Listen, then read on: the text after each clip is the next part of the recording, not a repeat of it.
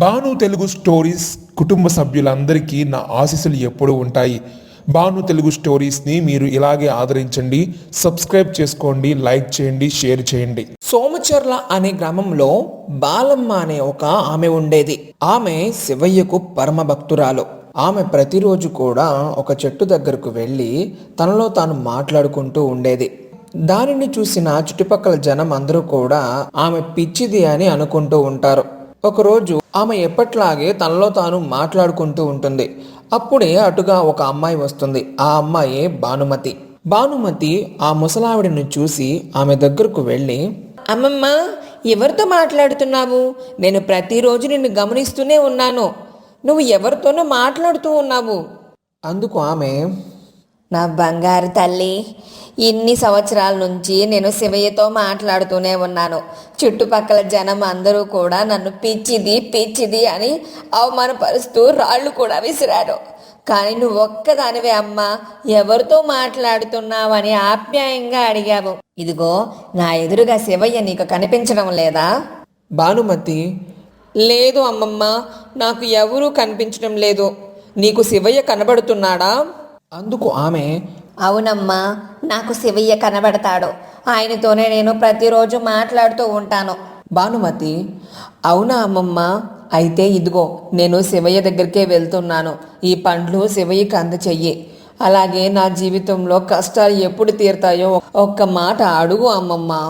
ఆమె, శివయ్య, చూసావు కదా ఈ చిన్న బిడ్డని, ఆమెకున్న కష్టాలు తీర్చయ్యా. అక్కడే ఉన్న శివయ్య, చూడు బాలమ్మ, తనకి కూడా మంచి రోజులు వస్తాయి. నేను ఉన్నాను కదా, ఆమెకు కూడా నా ముఖ దర్శనం కలిగే భాగ్యం త్వరలోనే వస్తుందని చెప్పు. ఆ మాటలు విన్న అమ్మమ్మ చాలా సంతోషపడుతూ, చూడమ్మా, శివయ్య నీకు ముఖ దర్శనాన్ని కల్పిస్తా అని చెప్పాడు. అలాగే నీ జీవితంలో ఉన్న కష్టాలన్నీ తీరిపోతాయని కూడా చెప్పాడు. ప్రతిరోజు ఇక్కడికి రామ్మా, శివయ్యతో మాట్లాడు, శివయ్య నీతో మాట్లాడతాడు. ఆ మాటలు విన్న భానుమతి, సరే అమ్మమ్మ, నేను ప్రతిరోజు ఇక్కడికి వస్తాను. శివయ్య, నువ్వు ఇక్కడ ఉన్నావని నేను మనస్ఫూర్తిగా నమ్ముతున్నాను. నా కష్టాలను తొలగించు. అలాగే నా జీవితంలో కొత్త వెలుగును ప్రసాదించి స్వామి. దాన్నంతా చూస్తున్న శివయ్య తదాస్తు అని దీవిస్తాడు. చాలా సమయం తర్వాత భానుమతి అక్కడి నుంచి వెళ్ళిపోతుంది. బాలమ్మ, శివయ్య, ఈ చుట్టుపక్కల వాళ్ళందరూ నన్ను పిచ్చిది పిచ్చిది అంటున్నారు. నువ్వెందుకు వాళ్ళకు కనపడవు? నువ్వు కనబడితే నన్ను పిచ్చిది అని ఎవరు అనరు కదా. అలాగే ఈ బిడ్డను చూడు, తను ఒక్కటే నన్ను పిచ్చిది కాదు అని నమ్మి వచ్చింది. శివయ్య, చూడమ్మా, నేను ఉన్నాను అని నమ్మిన ఎవరు కూడా నిన్ను పిచ్చిది అనరు. నిన్ను పిచ్చిది అన్నారు అంటే వాళ్ళు మూర్ఖులు అని అర్థం, నన్ను నమ్మని వారు అని అర్థం. నువ్వు వారి గురించి ఎప్పుడూ చింతించకు. అందుకు ఆమె, సరే స్వామి, నీ లీలలు అసలు ఎవరికీ అర్థం కావు అని అంటుంది. అప్పుడే భాను ప్రకాష్ అనే వ్యక్తి అటుగా వస్తూ ఉంటాడు. అతను ఆమెను చూసి, ఏంటి నాయనమ్మ, ఏమంటున్నాడు మీ శివుడు ఈరోజు? అయినా ఆ శివయ్యకి ఏం పని పాట లేదా? కైలాసం వదిలిపెట్టి ప్రతిరోజు నీ దగ్గరికి వస్తున్నాడు. తప్పురా, శివయ్య నిన్ను శపిస్తాడు. ఏమనుకుంటున్నావు శివయ్య గురించి? చెంపలు వేసుకో, కళ్ళకద్దుకో. అలాంటి మాటలు ఎప్పుడు మాట్లాడకు. ఆయనకు కోపం వచ్చిందంటే ఏం జరుగుతుందో నీకే అర్థం కాదు. ఎందుకు నాయనమ్మ నువ్వు అంత కంగారు పడుతున్నావు? ఆ శివయ్య నిన్ను బాగా మోసం చేస్తున్నాడు. ఆయనే ఉంటే ఇదిగో ఆ బెచ్చగాడు బిచ్చమెత్తుకుంటాడా? అదిగో అక్కడ కనబడుతుందే మా అక్క. చిన్న వయసులోనే మొగుణ్ణి పోగొట్టుకొని రెండవ పెళ్లి కూడా వద్దు అని చెప్పి ఒంటరిగా శివయ్యను నమ్ముకొని జీవిస్తుంది. ఆ శివయ్య ఏం చేశాడు? నా కుటుంబానికి ఏమీ చేయలేదు. అదిగో నేను నమ్మలేదనుకో, నా అక్క చిన్నప్పటి నుంచి శివయ్య శివయ్య శివయ్య అని తలుస్తూ ఉంది. మరి ఆమెకి ఏమన్నా న్యాయం చేశాడా? అప్పుడు అక్కడే ఉన్న శివయ్య, చూడు బాలమ్మ, వాళ్ళ అక్క నన్ను నమ్మిందో లేదో నీకు అర్థమైందా? లేదు స్వామి. చూడు, ఇందాక నీకొక మాట చెప్పాను కదా, నన్ను నమ్మిన వాళ్ళు ఎప్పుడూ కూడా నిన్ను పిచ్చిది అని అనరు. నన్ను నమ్మలేదు అంటే నిన్ను పిచ్చిదాన్ని అని అంటారు. ఇప్పుడు చెప్పు, ఆమె నన్ను పూర్తిగా నమ్మిందంటావా లేదంటావా? ఏమో స్వామి, నాకు తెలీదు. ఆమె ఎప్పుడూ నాతో మాట్లాడలేదు. అయితే ఇప్పుడు పిలువు, నేను ఇక్కడే ఉన్నానని చెప్పు. అందుకు బాలమ్మ సరే అని అంటుంది. అక్కడే ఉన్న భానుప్రకాష్, ఏంటి నాయనమ్మా, మీ శివుడు ఏమంటున్నాడు? ఆయనతోనే తెగ మాట్లాడుతున్నావు కదా. మీ అక్కని ఇలా రమ్మను బాబు అని అంటుంది. అందుకు తను అదుగో ఆమె వస్తుంది కదా అని అంటాడు. ఆమె అక్కడికి రానే వస్తుంది. ఏమైంది నాయనమ్మ, ఎందుకు గొడవ పడుతున్నారు మీరిద్దరు? చూడమ్మా, ఇదిగో ఇక్కడ శివయ్య ఉన్నాడు అంటే వీడు నమ్మటం లేదు. నీకు శివయ్య కనబడుతున్నాడా? నాయనమ్మ, అందరూ చెప్పినట్టుగానే నీకు మతిపోయినట్టుంది. శివయ్య ఎక్కడ ఎందుకు ఉంటాడో? శివయ్య అగో ఆ మందిరంలో ఉన్నాడు, అక్కడ అభిషేకాలు జరిపించుకుంటున్నాడు. అలాంటి శివయ్య ఎక్కడ ఎందుకు ఉంటాడు చెప్పు? అదేంటమ్మా అలా మాట్లాడుతున్నావు? నేను పిచ్చిదాన్న, రోజు నా శివయ్య నాతో మాట్లాడుతున్నాడు కదమ్మా. ఆ మాటలకి ఆమె చాలా కోపంగా, అబ్బా బాను, ఎందుకురా పొద్దున్నే ఇక్కడికి తీసుకొచ్చావు నన్ను? పద వెళ్దాం అని చాలా చిరాగ్గా అతన్ని తీసుకొని అక్కడి నుంచి వెళ్ళిపోతుంది. బాలమ్మ ఏం మాట్లాడకుండా శివయ్య వైపు చూస్తుంది. ఏమైంది బాలమ్మ, ఎందుకు నా వైపు అలా చూస్తున్నావు? నాకు అర్థమైంది స్వామి, నిన్ను నమ్మిన వాళ్ళు ఎలా ఉంటారో నమ్మని వాళ్ళు ఎలా ఉంటారో అని. కానీ నాకొక అనుమానం. శివయ్య, ఏంటో చెప్పు. అయినా స్వామి, నువ్వు ఆ అమ్మాయి చెప్పినట్టు శివాలయంలో అభిషేకాలు చేయించుకుంటూ ఉంటావు కదా, మరి ఇక్కడ ఎలా ఉంటావు, ఇక్కడ ఎలా ఉంటావు? నాకు అదే ఆశ్చర్యంగా ఉంది. అందరూ చెప్పినట్టుగాని ఇది నా భ్రమ? ఆ మాటలకి శివయ్య నవ్వుతూ, ఏంటి ఇప్పుడు ఆమెను కలిసిన తర్వాత నువ్వు కూడా అనుమానంలో పడ్డావా? అంటే నువ్వు కూడా నన్ను నమ్మటం లేదన్నమాట. అయ్యో అయ్యో నా స్వామి, అంత మాట అనకండి. నేను మిమ్మల్ని ప్రశ్నించాను అంతే. నీ ప్రశ్నకు సమాధానం త్వరలోనే దొరుకుతుంది బాలమ్మ, జరిగేదంతా వేచి చూడు అని అంటాడు. ఆ మాటలకి బాలమ్మ చాలా సంతోషపడుతూ సరే స్వామి అని అంటుంది.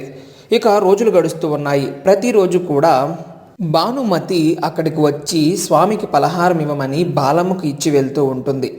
అలాగే ఒకరోజు పండ్లు తీసుకొని వచ్చి బాలమ్మకు ఇచ్చి, అమ్మమ్మ ఇవి స్వామికి ఇవ్వు. అప్పుడు శివయ్య, చూడు బాలమ్మ, ఇక్కడికి రోజు వస్తూ ఉంటుందే భానుప్రకాష్ వాళ్ళ అక్క, ఆమెకి ఒంట్లో బాలేదు. ఈ పండ్లు తీసుకెళ్ళి ఆమెకి ఇవ్వమని చెప్పు, ఆమె రోగం తగ్గిపోతుంది.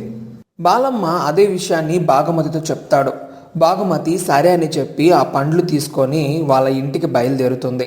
అక్కడ నిజంగానే ఆమె చాలా నీరసంతో, అమ్మా శివయ్య, శివయ్య నాకు చాలా నీరసంగా ఉంది శివయ్య, శివయ్య అంటూ శివయ్యని తలుచుకుంటూ ఉంటుంది.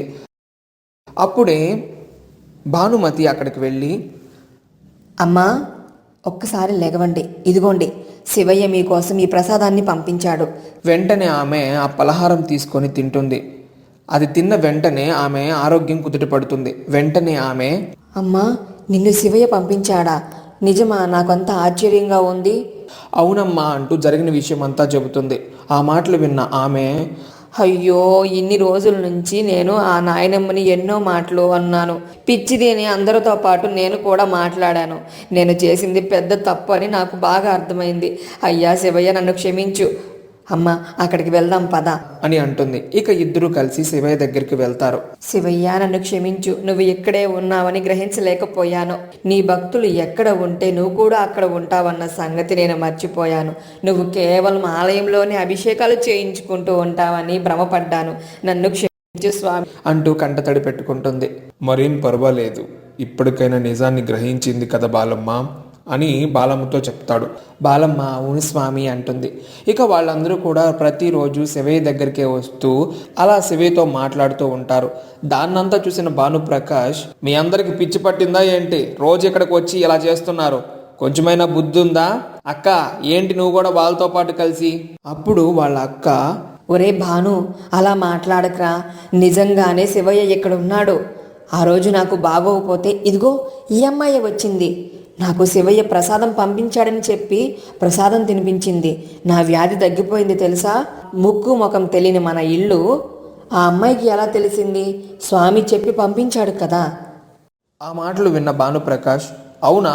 అదే నిజమైతే ఆయన్ని మనకు కనిపించమని చెప్పు, అప్పుడు నేను నమ్ముతాను. వాళ్ళ అక్క, దేవుడు కనిపిస్తేనే నమ్ముతాను అనడం మూర్ఖత్వం.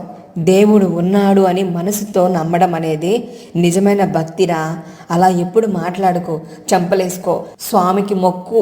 మీ అందరికి నిజంగానే పిచ్చి పట్టింది అని చాలా కోపంగా అక్కడి నుంచి వెళ్ళిపోతాడు. అప్పుడు శివయ్య బాలమ్మతో మాట్లాడుతూ, బాలమ్మ, భానుకి మన భానుమతికి పెళ్లి చేస్తే ఎలా ఉంటుంది?